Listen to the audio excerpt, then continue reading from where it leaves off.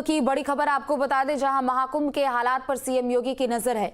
अमृत स्नान का हर एक अपडेट ले रहे हैं सीएम योगी। सुबह 3:30 बजे से सीएम योगी लगातार वॉर रूम में मौजूद है। सीएम आवास स्थित वॉर रूम से पल पल का अपडेट ले रहे हैं। सीएम योगी डीजीपी प्रमुख सचिव से अपडेट ले रहे हैं। तो ये बड़ी खबर आपको बता दें प्रयागराज से, जहां महाकुंभ का तीसरा अमृत स्नान है। आज वसंत पंचमी के मौके पर करोड़ों की संख्या में श्रद्धालु यहां पर पहुंच रहे हैं और ऐसे में पिछले हादसों से सबक लेते हुए पल पल का अपडेट सीएम योगी ले रहे हैं। और सुबह 3:30 बजे से ही सीएम योगी लगातार वॉर रूम में मौजूद है। चाहे वो डीजीपी हो, एडीजी लॉ एंड ऑर्डर हो, मुख्य सचिव हो, प्रमुख सचिव हो, सभी से एक एक अपडेट ले रहे हैं सीएम योगी। तो प्रयागराज में महाकुंभ के हालात पर सीएम योगी की नजर लगातार बनी हुई है। और देखिए, ये 6 तस्वीरें हैं आपके सामने, जो कि तीसरे अमृत स्नान की अद्भुत और ये अलौकिक तस्वीर देखने को मिल रही है। तीसरा अमृत स्नान है आज, लिहाजा साधु संतों ने भी अमृत स्नान करना शुरू कर दिया है। और अलौकिक और अद्भुत तस्वीर महाकुंभ की पल पल यहां पर देखने को मिल रही है। सुबह से ही अखाड़ों के अलग अलग समय पर जो स्नान यहां पर चिन्हित किए गए हैं, सभी स्नान करते हुए नजर आ रहे हैं। तो वसंत पंचमी पर महाकुंभ में तीसरा अमृत स्नान लगातार जारी है। श्रद्धालुओं का जन सैलाब उमड़ रहा है और श्रद्धालु भी स्नान पूजन करते हुए नजर आ रहे हैं।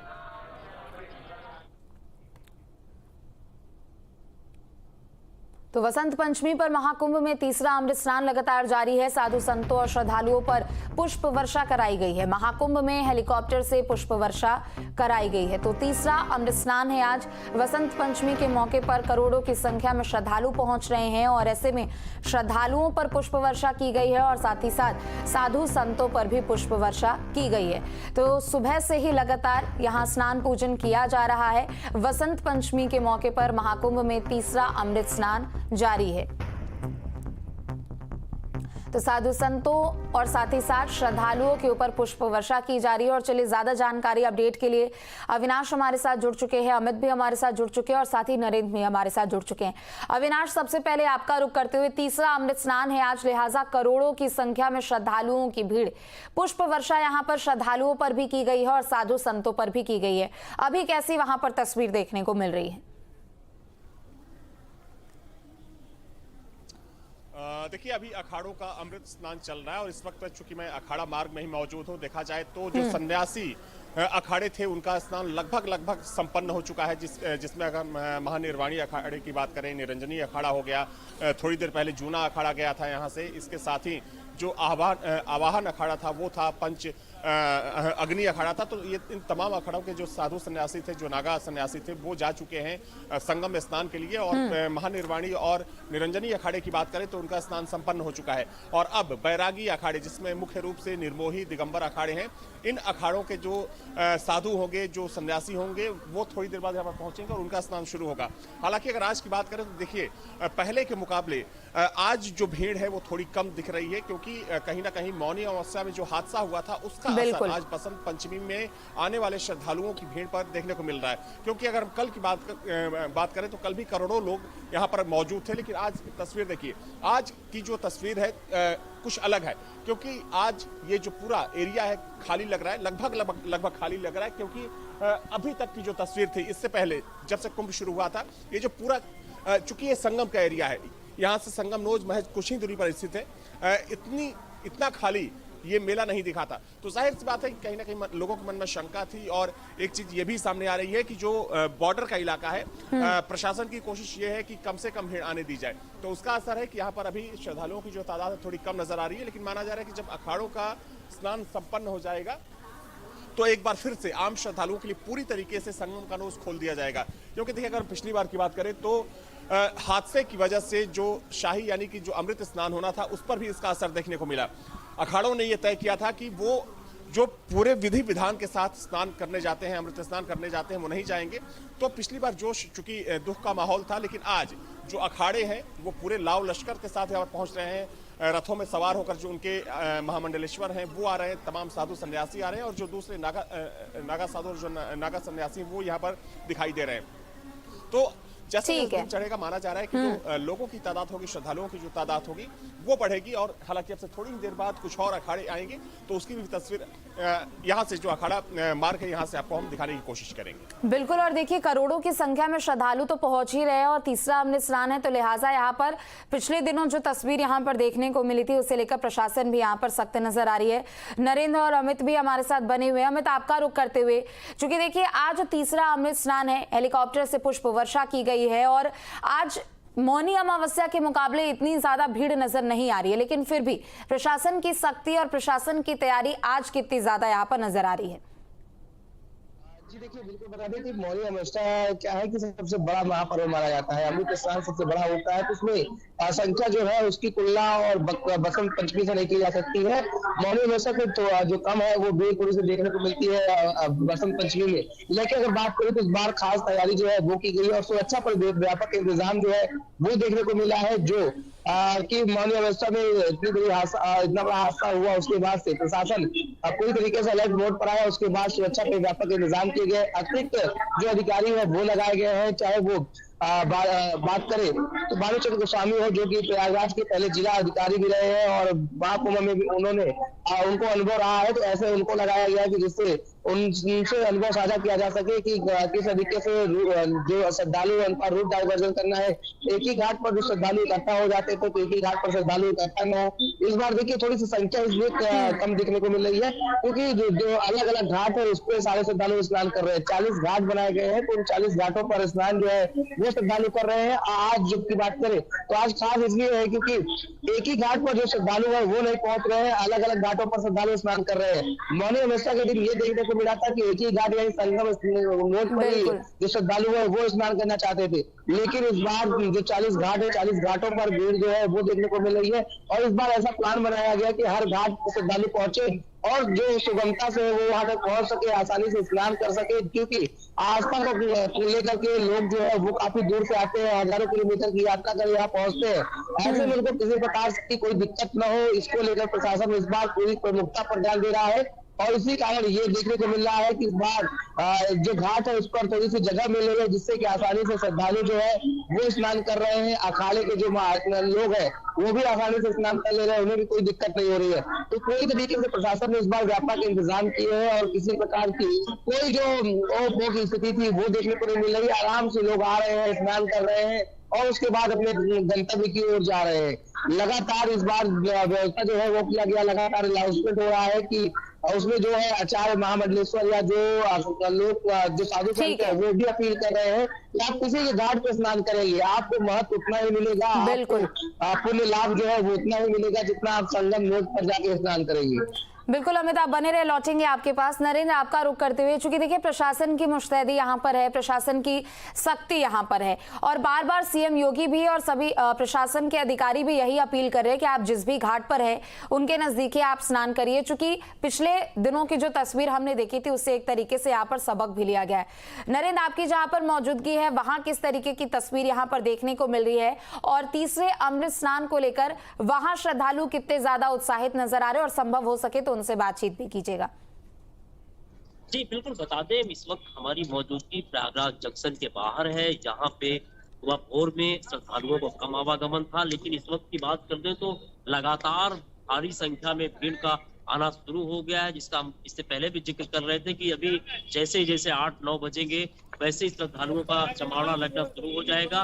तो जो बात कर लिया जाए कि लोग आस्था इस पे भारी है, जो सारी चीजें हुई है, भले ही मौनी अमावस्या पे एक दुखद घटना हुई थी उसके बाद भी लोगों के आस्था के प्रति सब सैलाब बढ़ पड़ा है और तमाम श्रद्धालु जो संगम की ओर प्रयागराज दर्शन के जरिए इसी रास्ते के जरिए सिविल लाइन होते हुए उन तमाम श्रद्धालुओं का आना लगातार शुरू हो गया है और भारी भीड़ प्रयागराज संगम की डोज पर पहुंचने वाली है, जो कि तमाम अलग अलग रूट तैयार किए गए हैं। सबसे बड़ी बात यह प्रशासन ने एक बड़ी व्यवस्था की है, जो एंट्री का अलग रास्ता किया है, एग्जिट का अलग रास्ता किया है। पूरी पुलिस प्रशासनिक अमला, चाहे वो एनएसजी हो, उत्तर प्रदेश पुलिस फोर्स हो या पैरामिलिट्री फोर्स हो, जगह जगह पर तैनात किए गए और श्रद्धालुओं को तमाम सहज और सुविधाओं के लिए अलग अलग रास्ते तय कर रहे हैं। जी बिल्कुल, ठीक है नरेंद्र, लौटेंगे आपके पास। अविनाश, एक बार फिर से आपका रुख करते हुए, क्योंकि महाकुंभ की भव्यता और दिव्यता हर दिन यहाँ पर देखने को मिल रही है।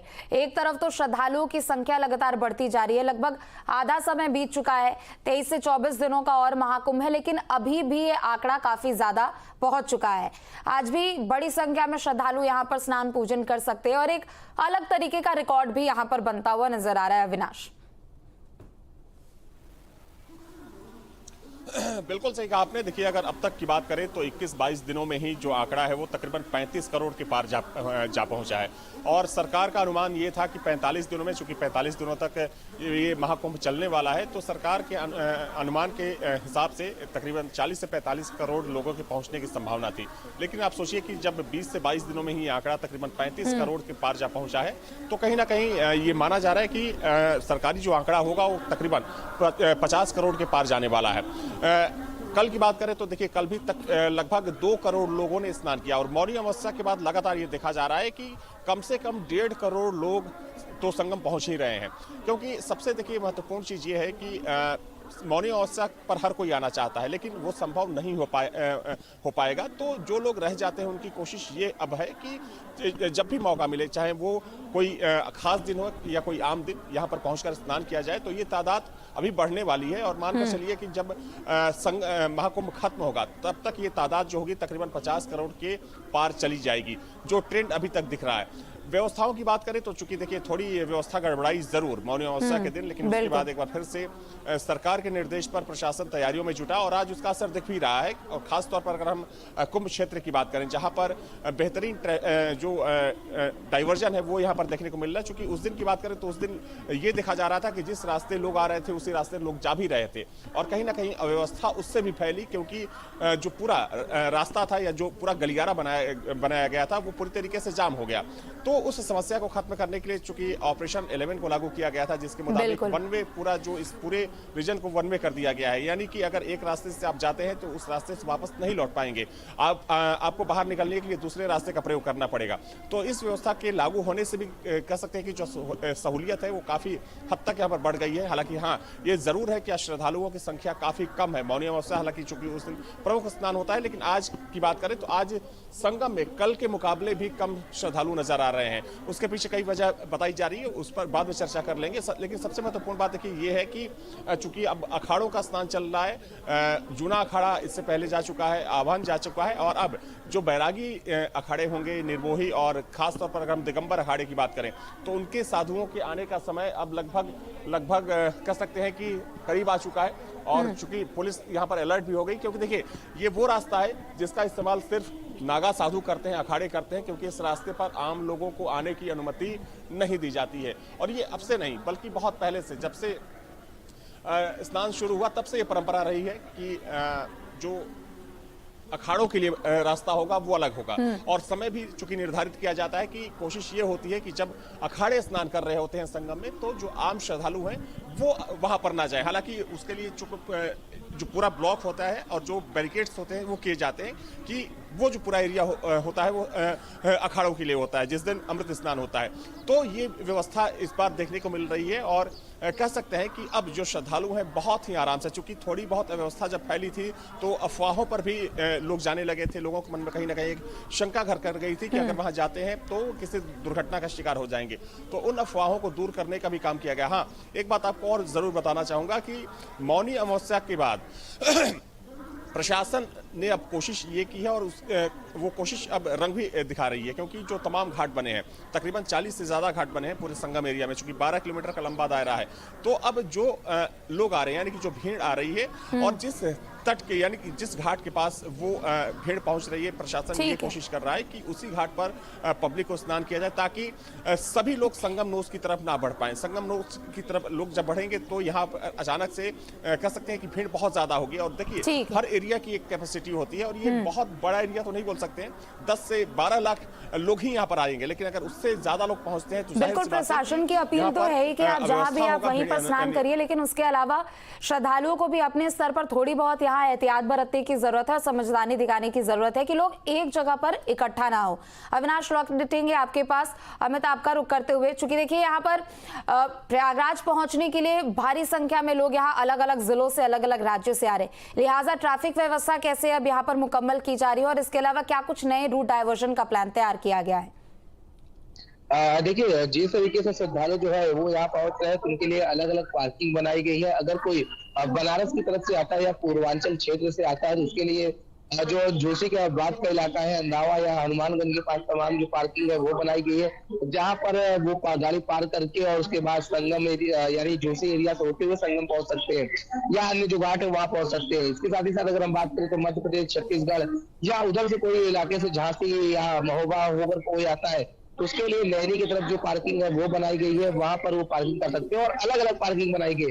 सबसे खास बात की पार्किंग में इस बार ये खास देखने को मिल रहा है कि जो अत्याधुनिक तकनीक से लैस जो मशीनें हैं वो टिकट काट रही है। मतलब किसी भी श्रद्धालु को कोई समय नहीं जाया करना पड़ेगा, आसानी से वो जाएंगे और श्रद्धालु जो है वो टिकट जो है वो कट जाएगा और उनकी गाड़ी जो है वो पार्किंग में खड़ी करके आराम से संगम पहुंच सकते हैं या अन्य गंगा घाटों पहुंच सकते हैं, स्नान कर सकते हैं।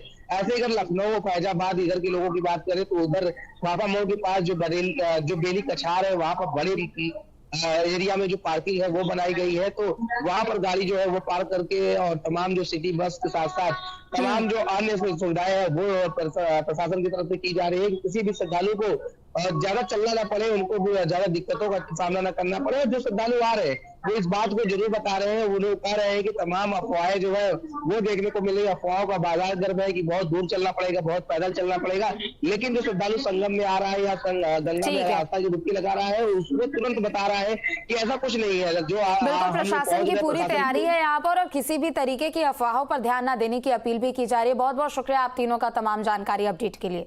तो देखिए, महाकुंभ के तीसरे अमृत स्नान पर स्नान पूजन का कार्यक्रम लगातार जारी है। वसंत पंचमी के मौके पर अमृत स्नान लगातार जारी है। वक्त एक छोटे से ब्रेक का, जल्द लौटेंगे।